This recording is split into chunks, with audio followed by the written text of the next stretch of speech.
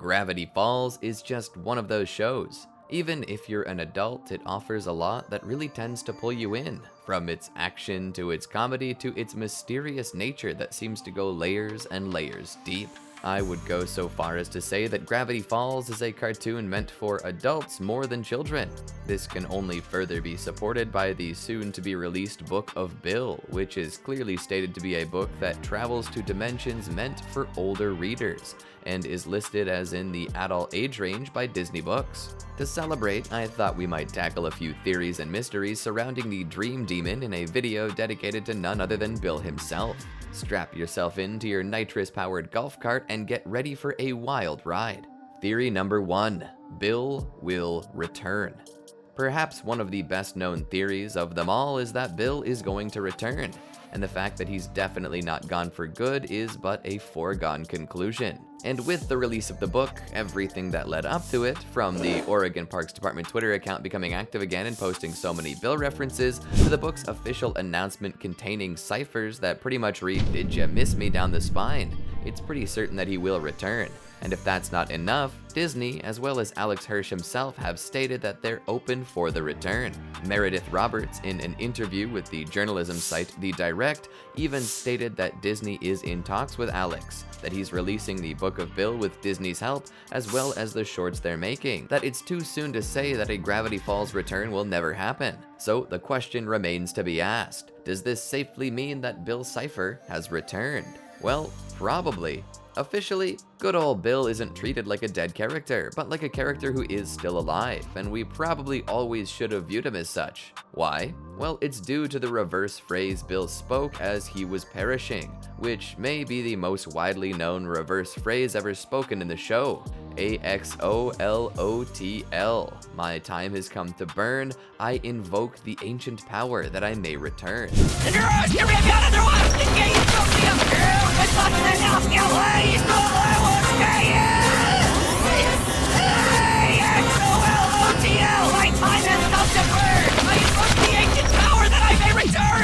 Now, this definitely seems to be obvious foreshadowing that a return is in Bill's future, and that it's going to take more than this to defeat him. But what does it all mean? Well, to continue the context, Bill mentions an axolotl. This comes from a non-canon book in the Gravity Falls series called Dipper and Mabel and the Curse of the Time Pirate's Treasure. That, while being called non-canon by Hirsch himself, does mention that there is something important in the book that actually is canon. And the secret is believed to be toward the end of the book, where Dipper and Mabel come across a giant axolotl that exists in the space and time between space and time. It offers to let them each ask a question, and Dipper asks what the axolotl knows about Bill Cipher, to which it replies 60 degrees that come in threes, watches from within birch trees, saw his own dimension burn, misses home and can't return, says he's happy he's a liar, blame the arson for the fire. If he wants to shrink the blame, he'll have to invoke my name. One way to absolve his crime, a different form, a different time. Given that Bill has invoked the name of the axolotl, it means he wishes to return. But according to the axolotl, it's to be used to absolve his crime, forcing him to take a different form in a different time. Now, we all know Alex Hirsch, and the guy hates wasted language. Layers is what he's into, and it's this thorough nature that gives theorists their bread and butter. So he's obviously not going to waste this phrase, which means he's going to make good on what he said. However, the series came to an end when Weirdmageddon came to a close. This left Gravity Falls fans feeling unsatisfied, but left us with questions as to what this phrase meant. It obviously mentions Bill's return, but how? And for what? It's become a common theory across the internet thanks to the film theorists that in actuality Bill Cipher is Grunkle Stan. And it's a theory that holds a heck of a lot of water. Considering that Bill and Grunkle Stan are almost like a dyad or mirror image at this point, it makes sense. Both are con artists who like making deals and scamming people. Both are deeply connected to Great Uncle Ford, and both possess the same thought processes, the same terminology, and the same various mannerisms that identify them as either one and the same or two sides of a single coin. To be frank, I'm halfway convinced that this is true. I mean, when it comes to online theories about shows, I'm always a little skeptical, but this has me almost convinced that this is the canon answer. However, I'm not entirely certain about it. Why? Because Bill Cipher has appeared in other series as well, and some of these series he's appeared in after the end of Gravity Falls. But that doesn't necessarily fulfill the full prophecy of the axolotl. It may be a different place and time, but it's not a different form per se, and he is in no way absolving himself of his crimes. Grunkle Stan being the reincarnation of Bill, who by the end of the series is the one who kills Bill. So it only makes sense. And considering that the prophecy is a retrospective prophecy that forces us to rewatch the series with the same information, would make so much sense for Hirsch and his series. But why am I not completely on board with this? It's because of this new book coming out, The Book of Bill. It's written by Hirsch and is most likely to be canon. It's written by Bill in retrospective,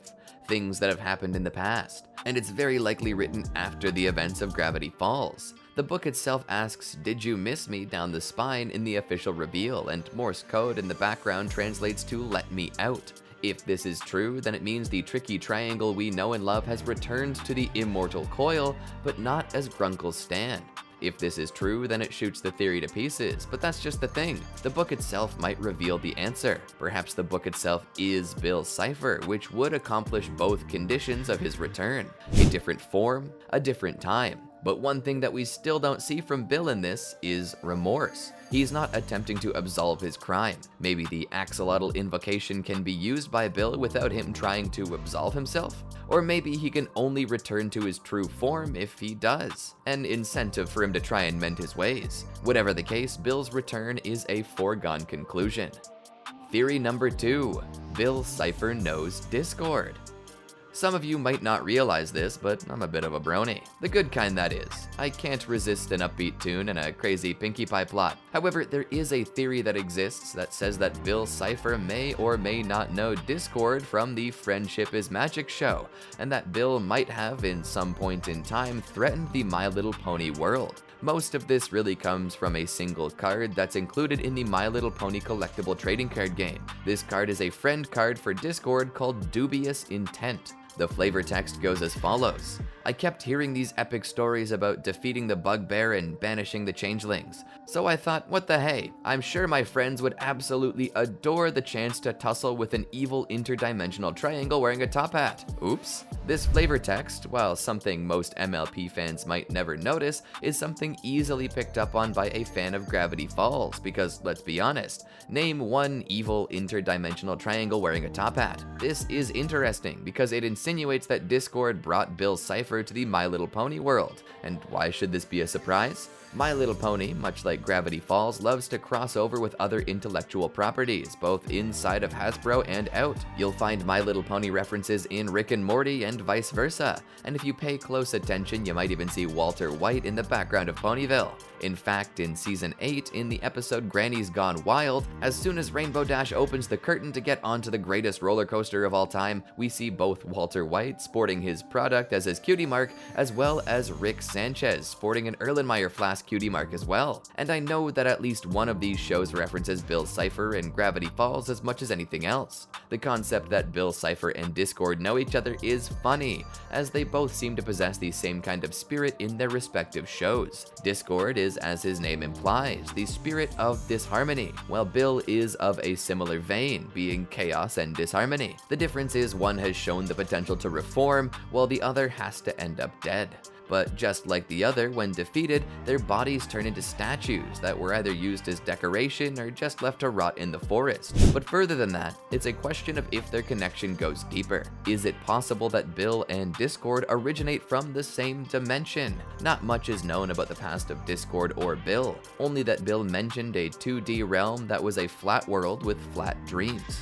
We know that he appeared once before on Earth, causing an earlier Weirdmageddon, but that was banished by a group that used the Cipher Wheel's power to send him back to the dreamscape. Given that the two know each other, are of the same spirit, have the same powers, and possess the same goals of creating a world where all they do is party, it's possible that these two originate from the same place. Or at least that Bill and Discord ran together at some point, with Discord likely being a part of Bill's crew. That remains a mystery, but among so many different Bill references that you see, outside of the Simpsons reference, this one lives in my head rent-free. Theory number 3. We already know Bill's home dimension. Bill mentioned in the past that he is from a dimension that consisted of flat minds and a flat world with flat dreams. This is likely a reference to the 1884 novella called Flatland, a romance of many dimensions, written by Edwin Abbott Abbott under a pseudonym A Square. According to the novella, there exists a world known as Flatland, and the inhabitants of this land are shapes called Flatlanders. The women there consist of segmented lines, while the men are polygons, such as squares or triangles, and pretty much any other shape that's made up of segmented lines. In this story, the square dreams to travel to Lineland, which is a one-dimensional space inhabited by men and women, the men being lines and the women being lustrous points. While there, however, the inhabitants of Lineland cannot see the square as anything but a lengthening and shortening line, and thus do not believe him to be from the second dimension, as they cannot perceive any dimension higher than themselves. After trying to convince the monarch there of the second dimension, they grow weary of the square and attempt to kill him, causing him to flee back to the second dimension. After this dream, however, the square is visited by a three-dimensional sphere. This sphere, however, can only be seen by the square as a circle, and for the sphere to prove itself, it must move up and down through the second dimension, which shows it as being a growing and shrinking circle. Due to this, Square believes that sphere is from the third dimension, and so the sphere begins to tell the square about the third dimension, but when the square cannot comprehend it, the sphere brings him there to experience it. This three-dimensional space is known as Spaceland, and from here they witness the Flatlanders speaking of the sphere, acknowledging his existence, and then declaring a silencing, ensuring that none can speak of it under the threat of death. Despite this, the square's mind is open to the third dimension, and even later to the possibility of a fourth. The sphere names the square as an apostle of sorts and sends him back to his own Flatland. There he has another vision in which the sphere returns to him, and together they travel to a zero-dimensional space, where all that exists is a single point, a singularity that cannot comprehend anything outside of itself.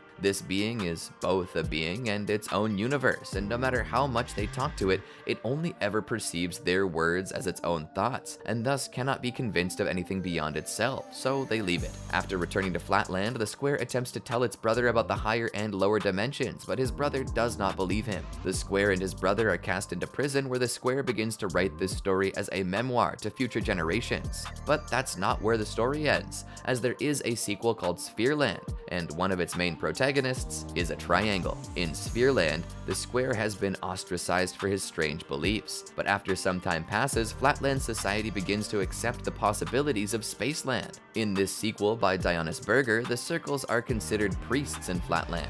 In the book, a triangle is found with more than 180 degrees. This should be impossible to the inhabitants of Flatland, and introduces the concept of non-Euclidean geometry. The triangle is fired from his job and ostracized because his shape is impossible to the world they know. The triangle meets a hexagon who is the grandson of a square and asks for help. Because the hexagon is a mathematician, he begins to theorize as to why the triangle has more than 180 degrees. A theory is posited that the reason for this is because Flatland is actually on a non-planar surface. In other words, their world exists on a sphere. With the help of Sphere from the first story, they prove this theory, but the scientific community of this world refuses to believe them. But as they become a spacefaring world, the Flatlanders discover other worlds like their own. As they utilize radar and trigonometry, they discover that their universe is expanding. However, the scientific community on their home world refuses to believe this as well. And just as his grandfather before him, Hexagon writes a memoir of sorts to prove the sort of world they live in to newer generations. The Sphere no longer visits their world after this. This story could very well be a reference to Bill Cipher's mentioning of his world consisting of flat minds and a flat world with flat dreams, as that phrase not only utilizes the word flat, which is prominent in the book, but also utilizes it to mean that the world he came from was boring, going nowhere, and was close-minded to possibilities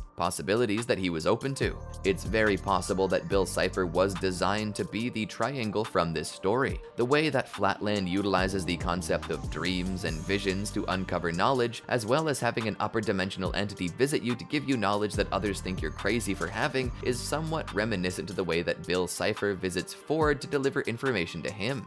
Triangle's connection with Hexagon, a mathematician, would also explain why Bill chose to be the muse of Ford. If this theory is correct, then the story of Bill is that he existed in Flatland, unaware of upper dimensions until a square mentioned it. Because Bill himself was experiencing the effects of a third dimension despite being two-dimensional, he was ostracized. He and a hexagon tried to explain why this was, and the two came up with many theories together and learned much about dimensions and their universe, but were shut down and abandoned by the upper dimensional beings that had originally brought them enlightenment, and abandoned them to their 2D lifestyle, of which Bill no longer believed to be good enough. And so Bill began seeking ways to travel between dimensions, to appear to others in dreams just as Sphere once had, to pass on knowledge to the open-minded, and to condemn those with closed minds to destruction. Bill likely destroyed Flatland and attempted to ascend to the third dimension with a dimensional tear. He likely also at some point attempted to become fourth dimensional as well, which is likely how he came into contact with Time Baby, as the fourth dimension is time. Considering that various official material treats the axolotl as above even Bill and Time Baby, that likely sets the axolotl as a fifth dimensional being, as the space between time and space is considered the fifth dimension, or two possible timelines, which lines up with the axolotl being the only canonical being in the non-canon story. Despite being official, the book is considered non-canon due to its multiple endings. In the terms of a series, if we were to consider reality as having multiple endings, we would consider that as different timelines, which does line up as fifth dimensional. This follows the trend of Bill searching for higher and higher dimensions to observe if we were to consider him an enlightened Flatlander from the novella and sequel book, but I suppose that's just me. But what do you think? Do you believe any of this stuff, or is it all just mindless hogwash? I'm interested to see your takes and your own theories about Bill Cipher. Be sure to let us know in the comments below. Don't forget to like, subscribe, ring the bell, trust no one, that reality is an illusion, the universe is a hologram, buy gold. And whatever you do, don't forget, Frederator and Bill Cipher love you.